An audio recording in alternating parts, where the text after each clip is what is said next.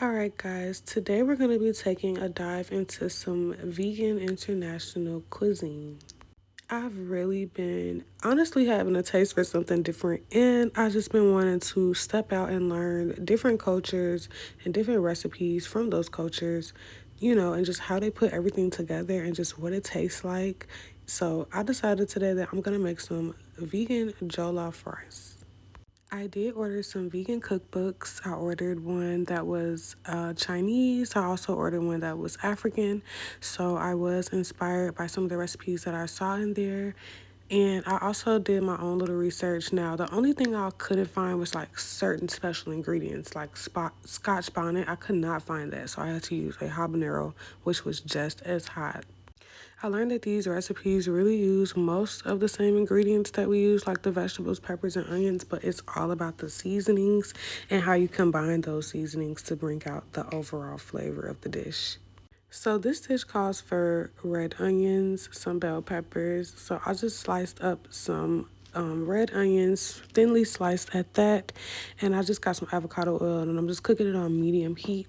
I also got some red bell peppers I'm throwing in too. So you just want to saute those down for about 5 to 7 minutes until they're nice and translucent. Feel free to add in those green onions as well. And you're just going to continue to saute this and cook this all the way down. It was smelling good already. Like peppers and onions automatically smells good. Like so.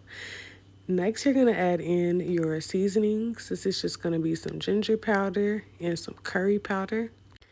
Also gonna add in some bay leaves, and I have some fresh thyme that I'm also throwing in as well.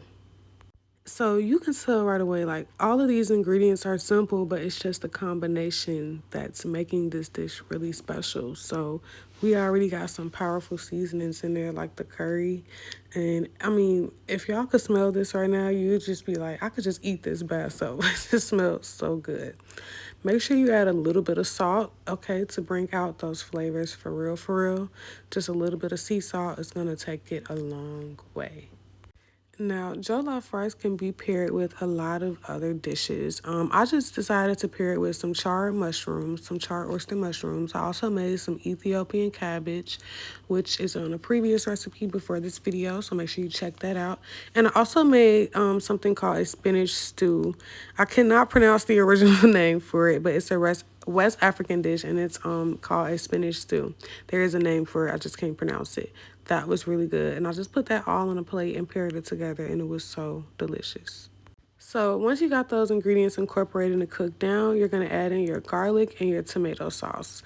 Mix that in, and then you're going to make a space in the pot for your rice. So you're going to go in with your rice just like that, and you're just going to coat it all evenly. And you almost kind of want to toast the rice at this point. This is going to help bring out the flavor 1,000% more once you toast the rice before you just add it into the water. So toast it for about 2 to 3 minutes. Take your time. This recipe calls for a lot of patience, okay? Because if you cook rice, you know that takes patience. So definitely take your time making this dish and just appreciate the flavors and everything that's coming together. It smells so good. And honestly, I think I added too much tomato sauce, but it still tasted good. But I feel like I definitely added too much tomato sauce. So when I make this again, I'm going to scale back just a little bit on the tomato sauce. Only because I feel like the end product, I wanted my rice to just be a little bit more fluffy. And I feel like the tomato sauce made it more dense. But however, the flavor was still there. So once you got that all incorporated, you're just going to cover it with some foil on low and continue to cook it for about 20 to 25 minutes. Make sure you check on it and then uncover it, and boom. I see why this dish was definitely and still is definitely a main staple in West African culture. It's flavorful, it's hearty. The flavor was there. Like I said, if I make this again, when I make this again, I'm going to scale back on the tomato sauce. But overall, definitely will be making this again. So the recipe will be down below. If you tried this before, let me know. And if you do try it, I would love to know what you think about it.